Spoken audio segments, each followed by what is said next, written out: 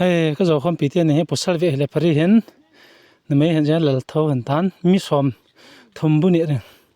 mà cái là hiện bún họ thêm mong mong nhé mấy đêm sẽ ăn bộ cái thìa lâu vậy mà nó bún bộ ăn bộ là cái he xìa bộ cái là tuy cái bộ cái tàu cá lên lại rồi cột ghế cột giếng hai môn lăng hai môn lăng ta hay cái phần lại hen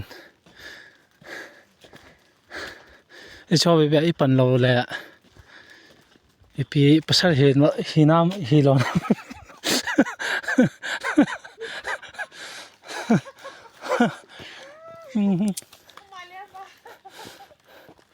ha nó hắn là lệ hắn tai bố bút tiền nè exercise mà này he super administration in mobile police bố na pang hắn đi mà này he cái phùng ni lạ ngâm răng ni lạ sao cái phát tán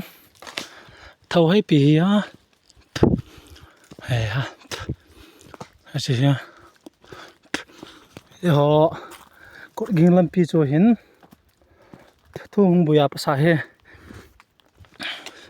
làm pi sa langa volunteer họ post hoi cái hình dạ chú gari họ anh nó thấy nơi ngay he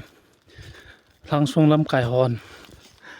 defense làm cài hòn làm pi JCB số vài số biểu hin ba mong mong nhé làm pi anh sel tai thế là hồi đấy xuống lại thì bằng anh chẳng hiện bùi he nó mong mong nha làm răng lạ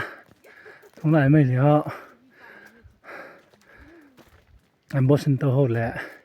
mà trả lại cái chế lô con nào mà thì sẽ thò ra đàn này gà nó à đây